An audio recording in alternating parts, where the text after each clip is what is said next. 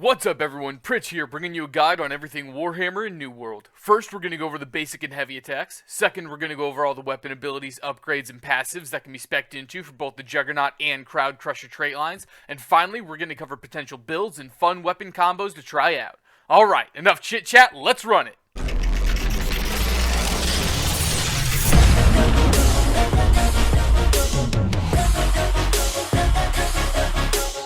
Ladies and gentlemen, I give you the biggest, definitely not overcompensating for anything, weapon in New World, the Warhammer. The Warhammer scales off of strength, so the more damage you want to do, the stronger you gotta spec. Starting off with your basic light attacks, the Warhammer has a 2 auto attack combo, and they are anything but light. This weapon has the longest attack animations in the game, but they're also the ones that pack the biggest punch. The same can be said for the Warhammer's heavy attack, which is a very long wind-up animation, followed by a huge crashing of the hammer onto something's head.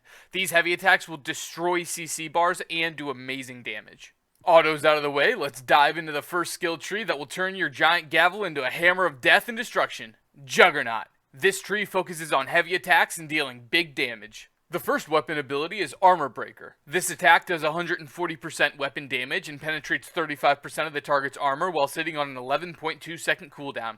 AKA, this attack hurts real bad and makes your hammer glow red. The first upgrade is Indomitable, which adds grit to the animation, making the attack unstoppable. And remember, grit will always make your character glow a tad white. The second upgrade is Lasting Trauma. Armor Breaker applies Rend, reducing damage absorption by 15% for 10 seconds. With Rend application, this ability becomes very viable in Expeditions. The final upgrade is Opening Act, giving this ability a 15% damage boost versus full health targets. The second weapon ability is Mighty Gavel, a whooping one-handed attack dealing 160% weapon damage, and it sits on a 20.6 second cooldown. Your hammer also glows purple during this animation. The first upgrade is Summary Judgment. Gain a 20% damage boost when hitting a foe below 30% health. The second upgrade is Impact Fracture. Increase stamina damage done by 25%. Stamina damage is what you will affect when somebody tries to block your attack, and this buff will have no real impact on your life whatsoever. The third upgrade is Expedite. When you hit something with Mighty Gavel, gain a 30% haste for 3 seconds. I've said it before and I'll say it again, 3 seconds of haste just doesn't feel very impactful. The third weapon ability is Wrecking Ball. I came in like a wrecking ball! Slam your hammer into the ground again for 120% weapon damage and flatten anyone you hit. This sits on a 14-second cooldown and makes your hammer glow white. The first upgrade is Safety Measures. When you hit something, gain Fortify, which is a 20% damage reduction for 4 seconds. The second upgrade is Breathing Room. You now flatten anyone within 1.5 meters of the target you hit. And for reference, I'm pretty sure hatchets are bigger than 1.5 meters, so those adds need to basically be making out in order for the AoE to flatten. Moving on to the passives. First up, Epitome of Bonk, which wins the best name passive across any weapon in the game. Gain 10% armor pen on light attacks. Stop! Hammer time! What? No, hold it, no. We're not doing copyright. We're not doing copyright problems. Skip it. Gain Empower on heavy attacks, which increases your damage by 20% for 4 seconds. Exhaustive attacks. All your Warhammer abilities now apply Exhaust, which slows stamina regen by 15% for 5 seconds, and this does not stack. A 15% reduction to stamina regen means that your ungodly fast stamina regen will now take you about 5 seconds to go from 1 stamina to 100 instead of 4 seconds. This is useless. The opposite of useless is Hardened Steel. Your heavy attacks now have grit and grant a 20% damage reduction while in your heavy cast animation. When you see someone pulling off a move that would normally stagger you, you can just charge a heavy, shrug off the hit, then whack him back twice as hard. This attack will make your heavies feel really great. Contemption. Your heavy attacks do 15% more damage on foes under 30% health. Quick Recovery. Cooldowns are reduced by 7% with each heavy attack. Power Through Pain. Receive a 35% DPS boost for 1 second after taking damage. This is the definition of a Juggernaut right here. Just wildly swinging your hammer away while ignoring hits because getting struck turns you into a DPS powerhouse. Finally, the Juggernaut Elite, Justice for All. Basic attack during Mighty Gavel to add a second attack dealing 200% weapon damage. And honestly, without this upgrade, I would have never recommended anyone use Mighty Gavel, but now this does some really great damage. And that wraps up the Juggernaut tree. To recap, smash your hammer into the ground for a rainbow of colors, heavy attack for days, and you're a masochist who enjoys being hit because it makes you stronger. Alright everybody, mid-round break here, get some stretches going, get some water in you, maybe hit the like button, maybe hit the sub button if you're really enjoying the content, and don't forget to comment down below, that really helps out the YouTube algorithms. Alright, Thank you very much, and let's move on to the next tree. The second skill tree is Crowd Crusher, but you can just remember it as CC because it's jammed full of CC abilities that will leave your enemies lying broken on the ground. The first weapon ability is Clear Out. Perform a wide swing, knocking back enemies 4 meters and dealing 115% weapon damage. This sits on a 14-second cooldown, and I'm kinda torn because in most PvE encounters, you want to group adds together and not knock them away. But in wars, this ability really shines in pushing enemies off points. The first upgrade is Power Cleaner. Hitting something with Clear Out grants Fortify to you and any ally within 6 meters. This Fortify provides a 10% defense bonus for 4 seconds.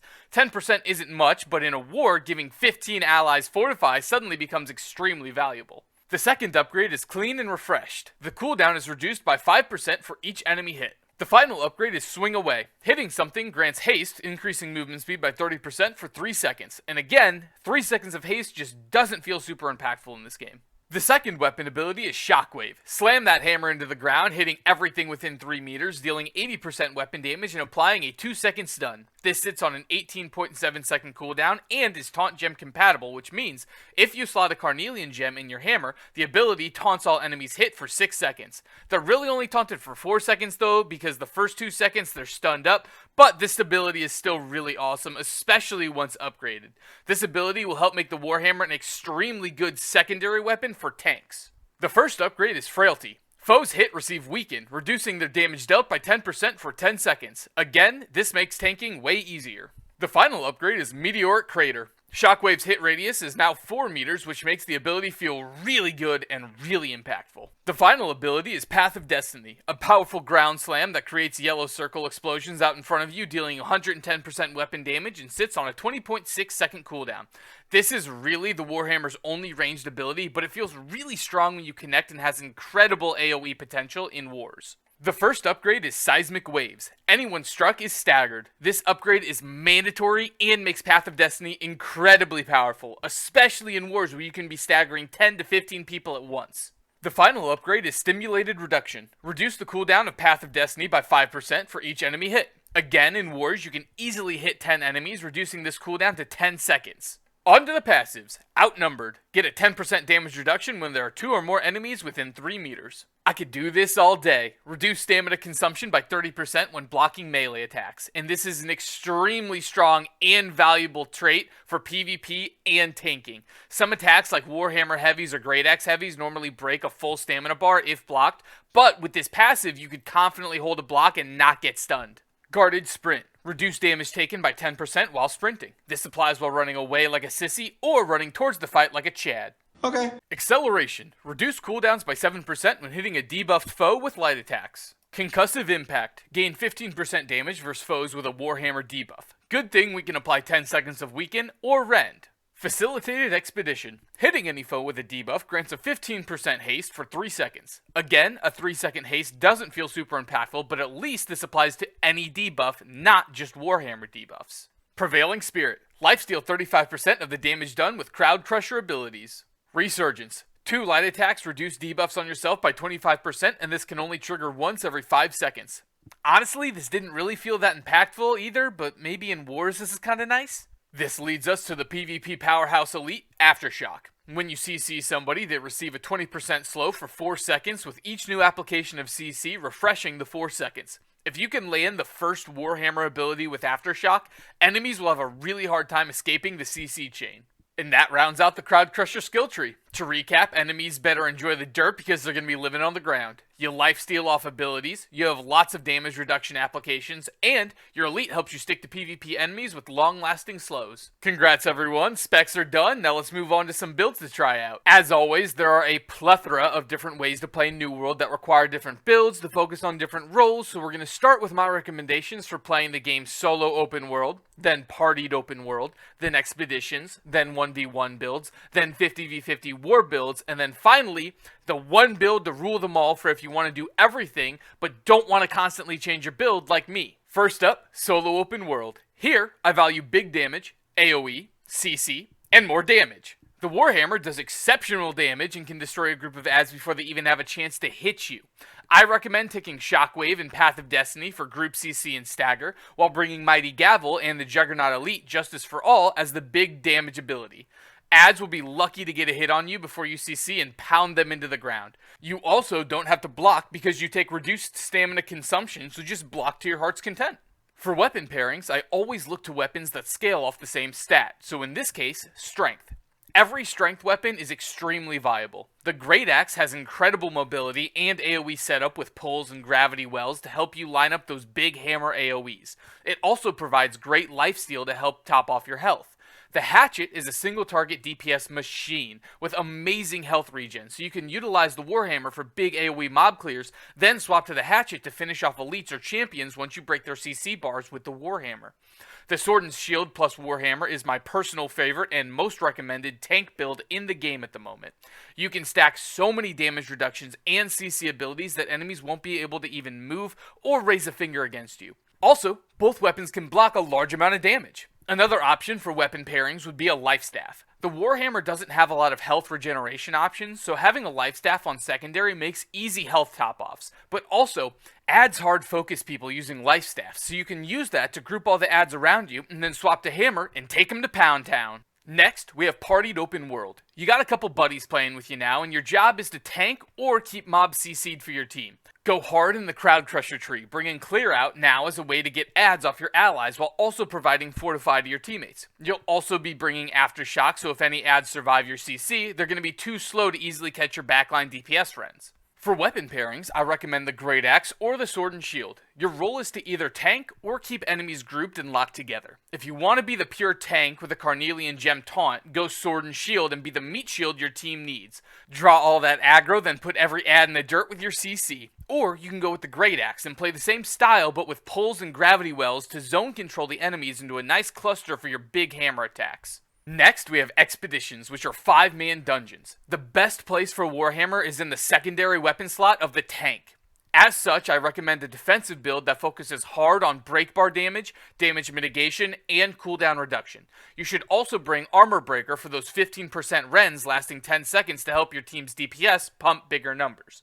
We have no need for Justice for All since we won't run Mighty Gavel, so take Aftershock and either the champions will literally be slowed, or slow will act as a soft CC and slowly tick away at their break bars. I don't really know which way it works just yet, but either way it's going to be helpful. As a tank, the weapon you will pair with is Sword and Shield. Sword and Shield is your big blocking and damage absorption weapon, while Warhammer is the AoE CC and rend applications. Remember, Shockwave will also be a form of taunt for you as well, so cycle that into your rotation right as Sword Shield taunts fall off. If you were adamant about bringing Warhammer in as the DPS role though, then I'd personally try out Armor Breaker and Mighty Gavel with Justice for All in the Juggernaut tree, and bring Path of Destiny from the Crowd Crusher tree. This will give you solid AoE DPS, and I'd recommend pairing this with the Hatchet.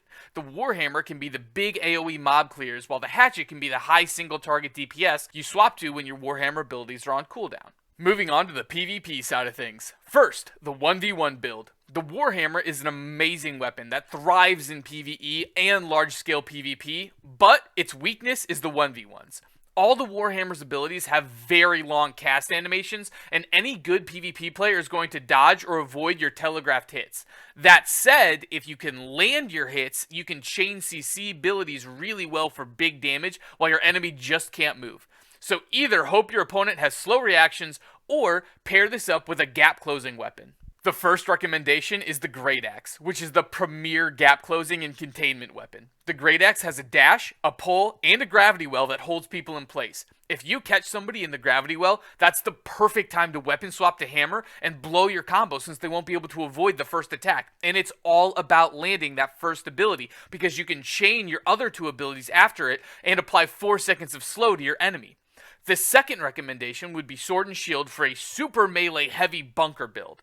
Shield Bash on Sword and Shield provides a long stun that can set up Warhammers really well, but you're going to run into a really big problem using these two weapons. You have no gap close. Good ranged players will kite you all day and you won't be able to touch them unless they choose to get in melee range with you. My final recommendation would be to run a Life Staff, so that you can shrug off any ranged player, then poke them back, and once they get tired of the games, they'll charge you in melee, and then you can pull out the Warhammer to greet them.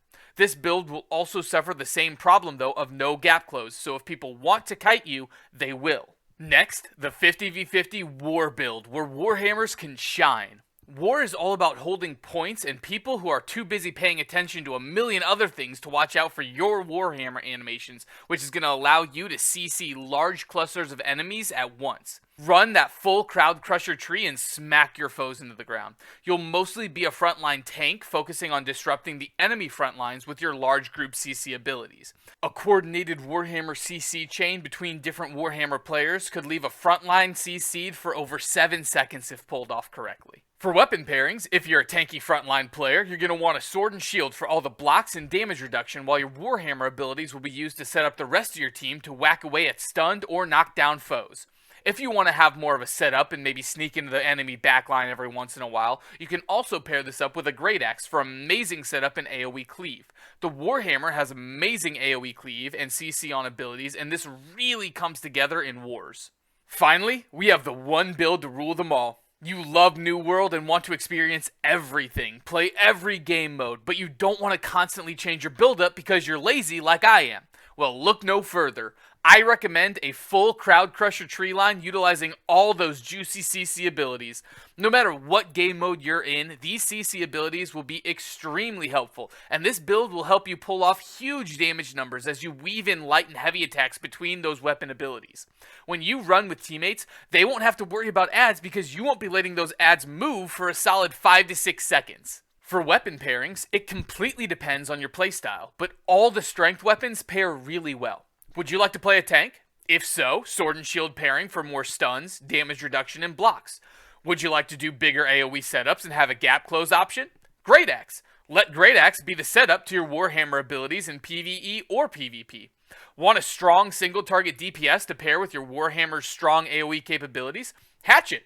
Hatchet will be your high single target DPS and will give you access to haste and health regen to keep you moving fast and topped off. And that's going to wrap up the video, guys. Huge shout out to Jinja and Mike for letting me whack them with my hammer. And I hope this was fun and enjoyable for you guys. And I hope you guys are ready to destroy people with your giant hammer. Alright, I love you guys, and I'll catch you in the next one. I'm going to literally just run straight, and I just need you to keep auto-attacking me. That's all. Oh, okay. You ready? 3, Yep. 2, 1, go. I'm going to need you to hit me. I don't know how these are missing. What the frick?